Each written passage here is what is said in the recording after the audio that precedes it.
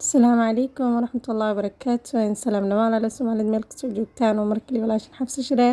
kusoo dhawaada channelkayga wayda maanta Ramadaan mubaarak aantaan aad kaga mashquulay waxba ma soo gelinin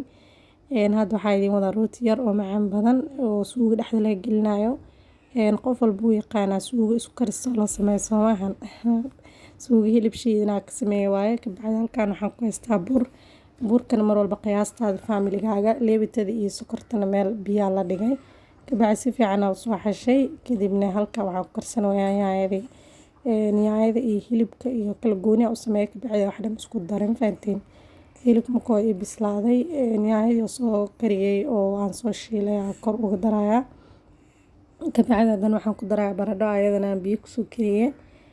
maxaa la dhahay videoga aan ugu talagalin marka hore inaan YouTube soo geliyo oo goos la iska duubtay hadana waxaa is dhahay why not ada u sharaxaysid way fahmayaan asxaabtaada ha ka faa'iideystaan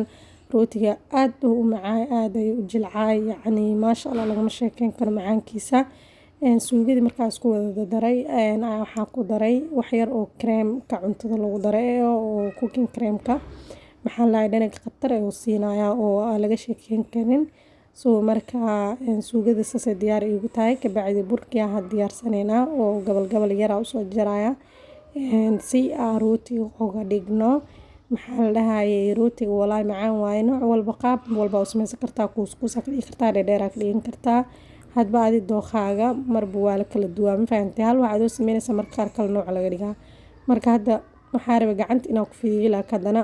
khafiif oo meel ka naqo meelna uu ka buurto marka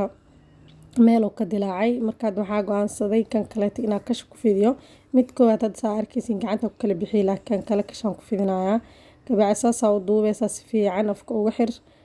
midkan khafiif oo gees ka noqday markaa dhow paanka u arki doonteen gees soo ka dilaacay mid ku xigna kashaan ku fidinayaa si tartiib u fidine ka bacdi suugada dhexda ka gashanaysaa waa isku duubanaysaa wuxuu soo baxayaa rooti caadi ah ku dhahay maasha Allah wixiisana wato oo ka rabin wax lagu cuno hadhow ma fahantay hal mar le waay 2 in 1 waay Soomahan soo marka paanka aan ku sameynayna blue bana soo mariyay ama subag ama butter ama saliid waxa haysatay marso ka bacdi foornadan waa la sii kululeeyaa inta ku wax la gelinin 5 daqiiqo camal la sii kululeynay ka bacdi rootiga 35 daqiiqo ayuu ku jirayaa ma fahantay soo mar walba 40 ka u geeyaa 5 daqiiqo camal ay kululanaysaa geliya ka bacdi 35 minutes rooti guduud oo qurux badan